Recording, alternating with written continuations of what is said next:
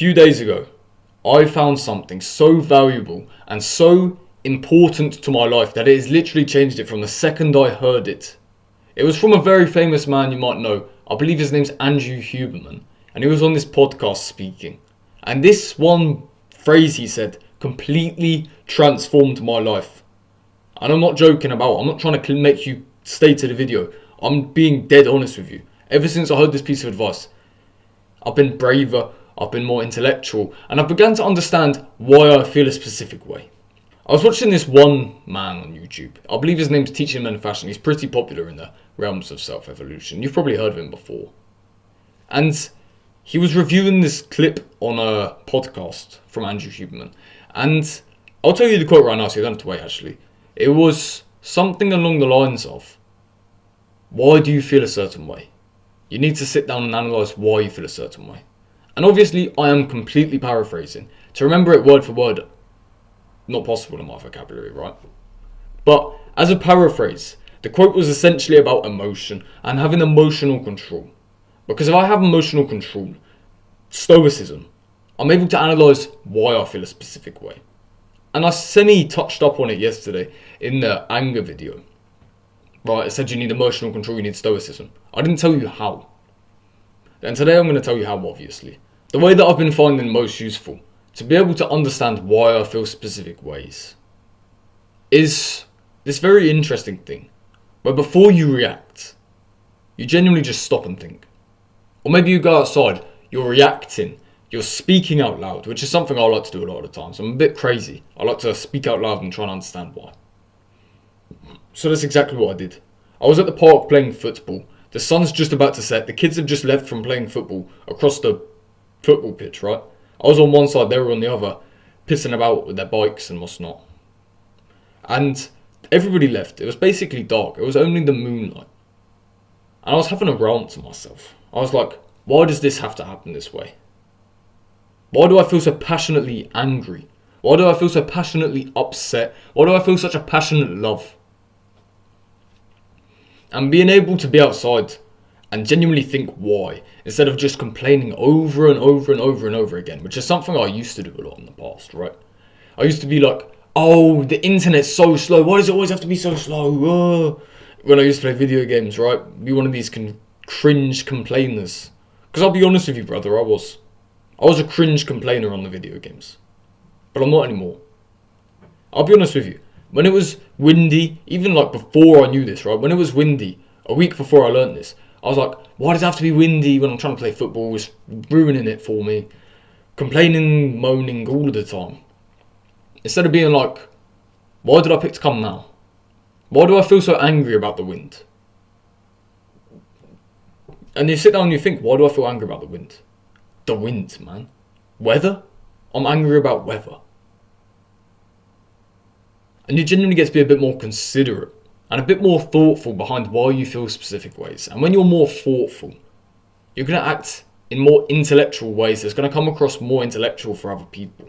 For example, if I was recording this video angry because the wind's making a noise through the window, for example, which it isn't, I'd sit there and think, why am I angry? I'm angry at the wind. Why am I angry at the wind? It's the weather. What can I do? Control it? You know, you get to sit there and think this specific way, and it's an absolute superpower. It's an absolute blessing. It's the greatest lesson I've learned this year, and I'm so grateful, so grateful that I've learned it now rather than later. Because if I didn't learn it now, I wouldn't be able to have so much control and have so much stoicism, if you know what I mean. In a way where I can actually understand why I feel specific ways, and then knock them off if they're completely pathetic and useless. Like the anger.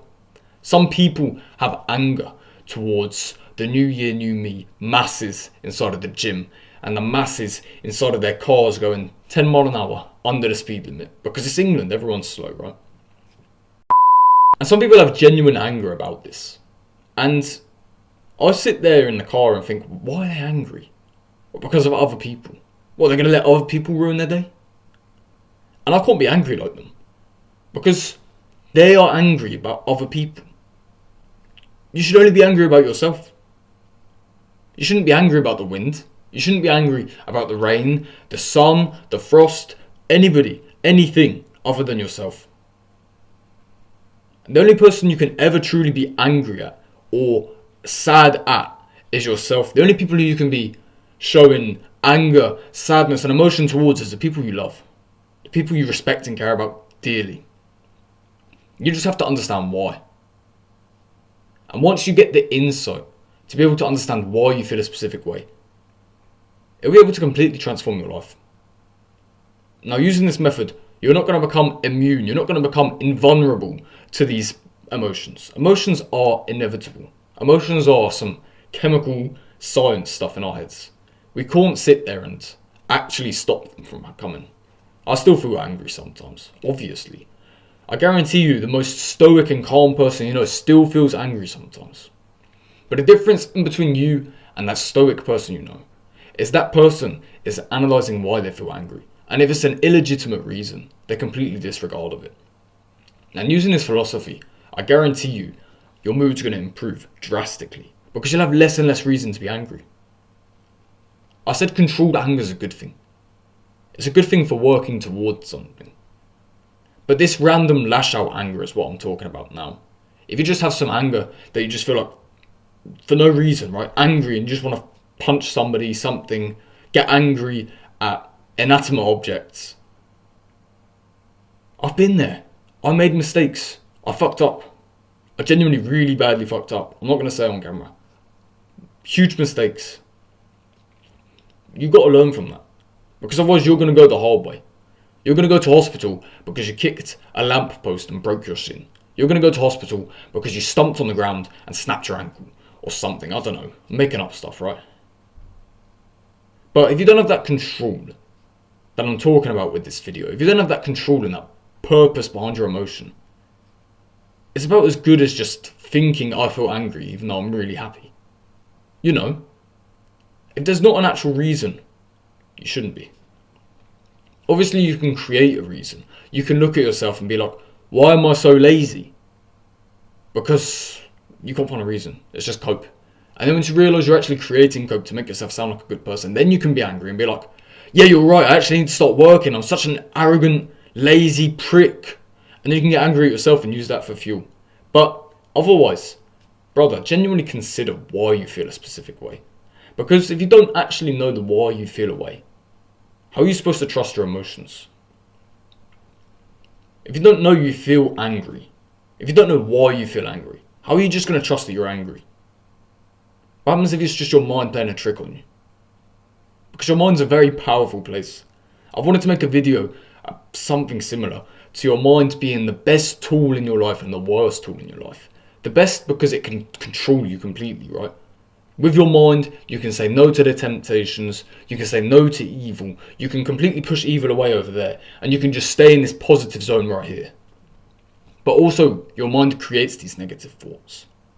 And if you just succumb to them over here, your mind's going to be your greatest enemy. Take with that what you will. I hope today I've taught you something, brother. And if you're somebody who wants to stick around, stay strong with a huge, powerful community that will forever be growing stronger and stronger, I suggest you join our allegiance below, brother. It is one of the strongest places that I personally know. And I know you might look at the numbers and be like, no, it's not. You're going to look at the numbers, you're going to have doubt. You're going to have perhaps a bit of fear to click on a link. You're going to be angry, perhaps. But what you're actually going to see is a strong community. A strong community that you cannot pay for with any amounts of money on the planet. That you cannot find in your local supermarket or football club. This is the strongest community. Trust me. Not even like your favourite communities on the planet, the real world, Adonis School. None of this shit compares to our brotherhood, our allegiance. It will forever be more powerful than theirs. And I don't want to waste any more of your time today, brothers. So please remember the one lesson. I'll quote it once again. But basically, you need to actually consider why you feel a specific way. When you feel sad, stop and analyse why you feel sad. When you feel passionate anger, understand why do you feel passionate anger. If I was to feel sad, passionately upset about my brother because something's not going right for him, why do I care? No one else cares about me. Why do I care? Because of love. And that's one of the most powerful examples that genuinely proves this greater than anything else I've ever experienced. So as always, brothers, I appreciate you for sticking around.